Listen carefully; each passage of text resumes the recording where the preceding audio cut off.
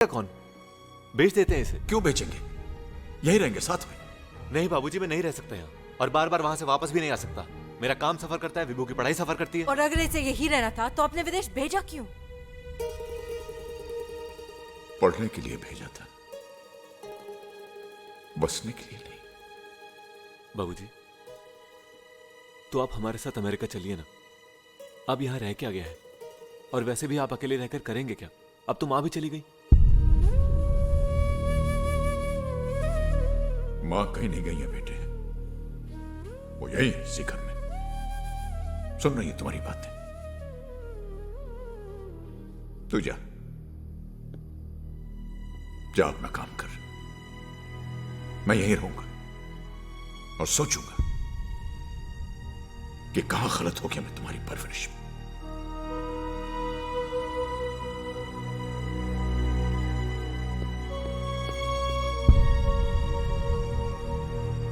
This is really humiliating. I mean, इस घर पर तुम्हारा कोई हक है कि नहीं? I'm sorry, Vijay, but I can't stay here anymore. और कोई जरूरत नहीं है उन्हें अमेरिका ले जाने की. He is not coming with us to America.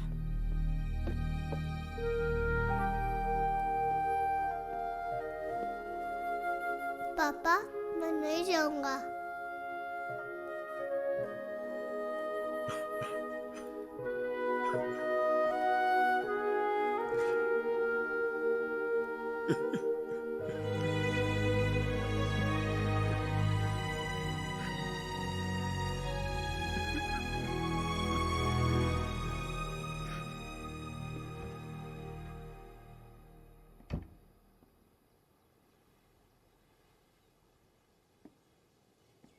बाबूजी,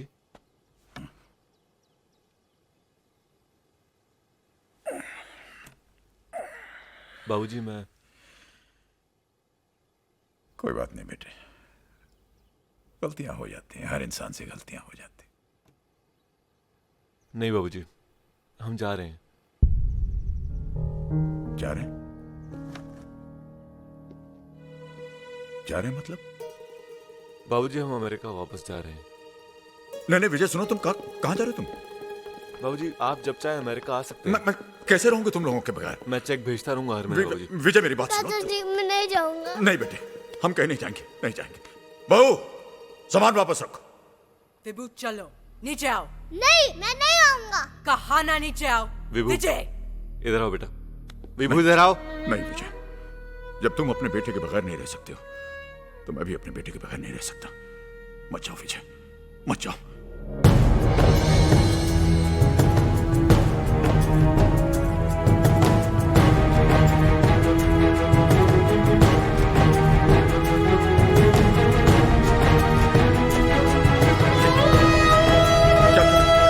दादाजी, मैं नहीं जाऊंगा। दादाजी, मैं नहीं जाऊंगा। दादाजी, मैं नहीं जाऊंगा।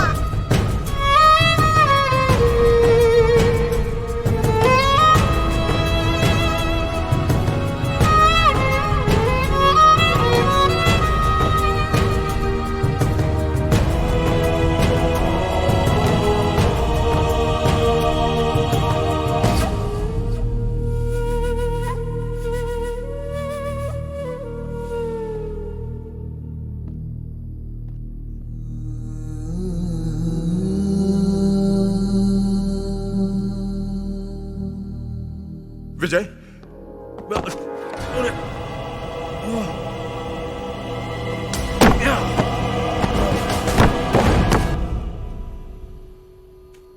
विजय, विजय, विजय, विजय, मत जाओ बेटे। विजय, विजय, विजय, विजय, विजय, विजय, विजय, विजय, मुझे छोड़कर मत जाओ विजय।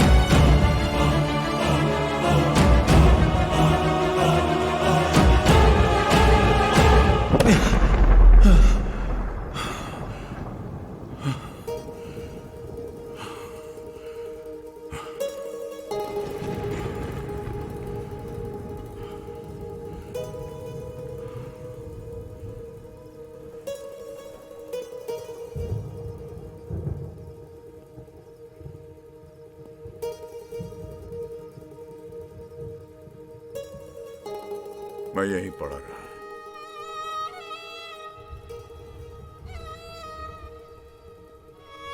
लेकिन उसने एक बार भी मुड़ के मुझे नहीं देखा, एक बार भी नहीं।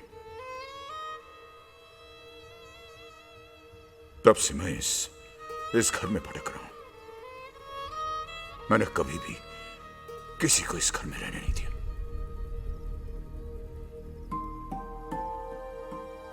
फिर ये आया,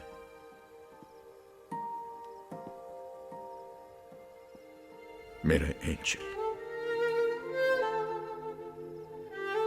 इसने मुझे बदल दिया। मैं भूल गया था कि मैं जीवित नहीं हूं। ये अभी भी दर्द होता है? नहीं बेटा, अब दर्द नहीं होता। आप कब तक यूं ही भटकते रहेंगे? आप अपने बेटे को माफ क्यों नहीं कर देते? नहीं, कभी नहीं, नहीं माफ करूंगा।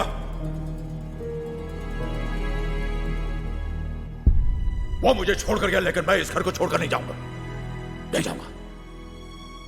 चाहे मुझे 100 जन्म यहां पर क्यों ना भटकना पड़े, 100 जन्म। अब इस घर में सिर्फ तुम लोग रहोगे। बंकू रहेगा हमेशा। तुम लोग यहां से नहीं जा सकते ना, नहीं जा सकते तुम लोग।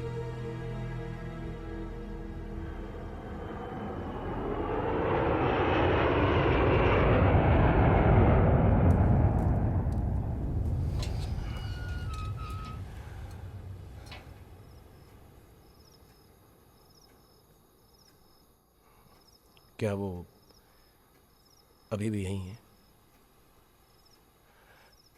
तो इस वक्त वो कहाँ है?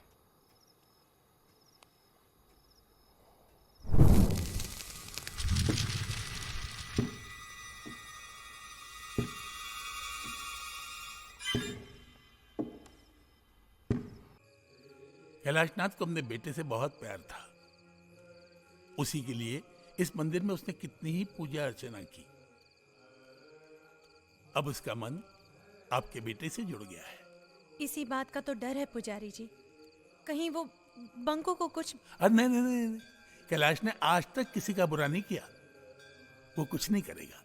तो फिर अब हमें क्या करना चाहिए? श्राद्ध, उसकी मुक्ति के लिए श्राद्ध करना होगा। लेकिन ये तो उनका बेटा ही कर सकता है ना? हाँ, करना तो उसी को चाहिए। वैसे कैलाश की मृत्यु के बाद आज तक उसका श्राद्ध नहीं किया गया। कौन करता? बेटा तो विदेश में था। वैसे सुना आजकल वो यहाँ आया हुआ है। तो फिर एक बार मैं उनसे जरूर मिलकर बात कर लूंगा। मेरी माने तो आपका बेटा ही कैलाश को मोक्ष दिला सकता है। बच्चों की तो भगवान भी सुनता है। उसकी पूजा भगवान अवश्य स्वीकार करेंगे।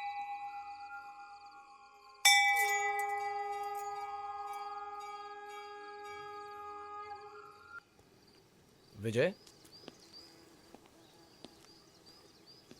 आदित्य, हाय।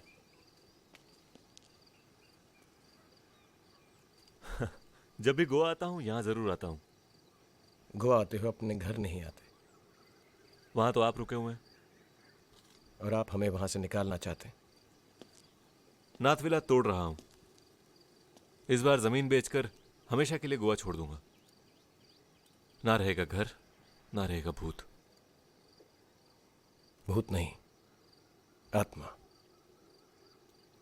आपके पिताजी की अतृप्त आत्मा। अतृप्त, डिससैटिस्फाइड। पिताजी हमेशा मुझसे डिससैटिस्फाइड ही रहे। समझ नहीं पाए मुझे कभी। या फिर शायद आप उन्हें कभी समझ नहीं पाए। विजय, आपके पिताजी का मन अपने घर से जुड़ा हुआ है। वो नहीं चाहते कि आपकी मां की यादों का ये घर टूटे। शायद इसलिए आज तक उनकी आत्मा भटक रही। देखिए आदित्य, इन सब में मेरा विश्वास नहीं है।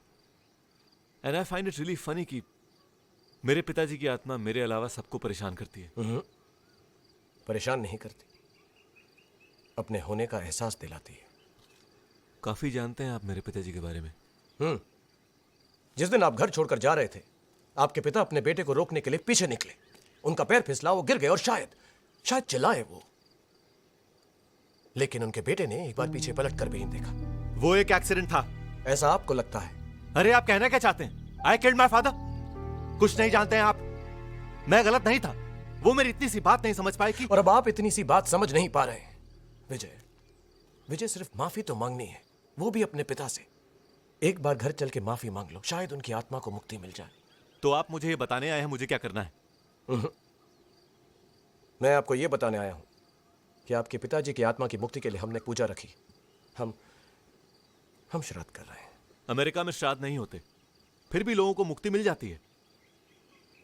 पिता का श्राद्ध तो बेटा ही करता है। अरे तो आप कीजिए ना, पूजा श्राद्ध वगैरह आपको जो करना है कीजिए। मैं अगले दिन घर की चाबी लेने आ जाऊंगा। ठीक है, मैं आपके लिए प्रसाद जरूर रखूंगा।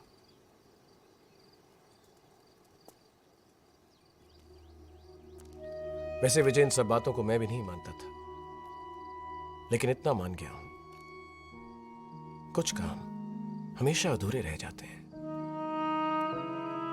ये पूजा भी तुम्हारे बिना अधूरी रह जाएगी।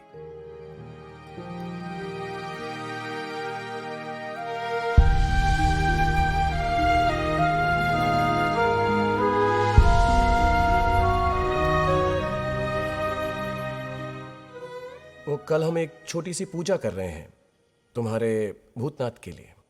हाँ, उनका जन्मदिन है। उनके नए जन्म के लिए, उनकी मुक्ति के लिए। मुक्ति? वो क्या होती है? इधर आओ बंकू। देखो, जैसे तुम फर्स्ट क्लास से सेकंड क्लास में आए हो, वैसे इस पूजा से तुम्हारे भूतनाथ एंजल से स्टार एंजल बन जाएंगे। Star angel? मैं अभी बता के आता हूँ। अरे बंकू, बंकू,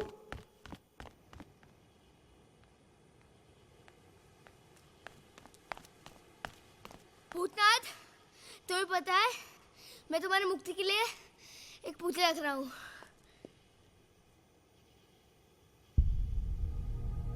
मुक्ति? हाँ, जैसे मैं फर्स्ट स्टार से सेकंड स्टार में चले गया, वैसे तुम एंजल से स्टार एंजल बन जाओगे, जैसे दादाजी।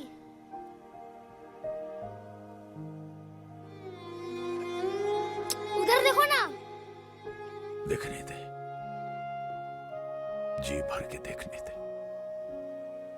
पता नहीं किस जन्म में फिर तुमसे मिल पाऊंगा मैं। क्यों? तुम भी तो मुझे दादाजी की तरह देखोगे ना? देखूंगा, नजरें तुम्हीं पर टिकी रहेंगी। प्रॉमिस करो कि तुम भी मुझे रोज देखा करोगे। प्रॉमिस। लेकिन कभी क्लाउड्स आ गए तो? तुम्हारे मेरे बीच में भगवान भी नहीं आ सकता। प्रॉमिस करो कि तुम मम्मी को कभी परेशान नहीं करोगे। आइसक्रीम नहीं दी तो करूंगा। प्रॉमिस करो कि तुम मम्मी पापा को छोड़कर कहीं नहीं जाओगे। इतनी सारी प्रॉमिस, और वो भी एक साथ। भूतनाथ, तुम्हें सिर्फ मुक्ति मिल रही है, तुम कहीं जा थोड़ी ना रहे हो। अच्छा ठीक है, लास्ट प्रॉमिस बोलो। प्रॉमिस करो कि तुम कभी किसी से झगड़ा नहीं करोगे और हमेशा सबको माफ करोगे। मैं किसी को माफ नहीं करूंगा। नहीं, माफ करना जरूरी है। जिस तरह गंदे कपड़े को धोने से वो साफ हो जाता है,